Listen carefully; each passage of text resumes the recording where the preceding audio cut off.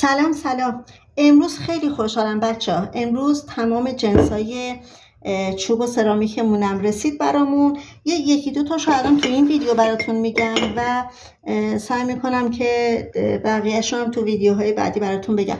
این سینی خیلی خوشگل و با کیفیتمون رو ببینید بچه‌ها. از اینجا شاید کیفیتش مشخص نباشه، واقعا فوق‌العاده محکم و فوق‌العاده زیبا هست. سینی چوبیه. البته اندازه هاشو توی اینستاگرام نوشتم، داخل پیج نوشتم که میتونید برای قیمت و دیدن اندازه اونجا مراجعه کنید. فوق‌العاده شیک برای مهمونیاتونه، برای سرو چای و قهوه و شربت، یا حالا فست فود میخواید سرو کنید، برای فست فوداتون فوق‌العاده عالی و شیکه. ببینید واقعا خودم خیلی دوستش دارم بچه‌ها. حالا تا این سینی رو اینجا دارم، یک چیز دیگه هم میخوام بهتون بچه‌ها معرفی کنم. این ظرفای فلفل و نمک و زردچوبمون هست. ببینید تو 3 تا سایز دارن، یعنی هر ست 3 تا سایز مختلف داره.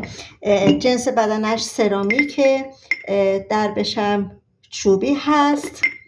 بزرگترینش برای ریختن نمک هست، بعد متوسطش برای فلفل و کوچکترینش هم برای زردچوبه. حالا شما میتونید بچه‌ها یه کاری کنید، اصلا این رو تکیه بدید به دیوار آشپزخونه، میارم بذارین جلوش. ببینین چقدر شیک و قشنگ میشه بچه‌ها. من متاسفانه چون نور آشپزخونم خوب نبود، مجبور شدم که لوکیشنم رو عوض کنم و بیارم داخل پذیرایی و دیگه حالا ببخشید اینجا آشپزخونه نیست، به خاطر نور مجبور شدم این کارو کنم. ببینید اینم خیلی شیک میشه با این دکور. میتونین که اینها رو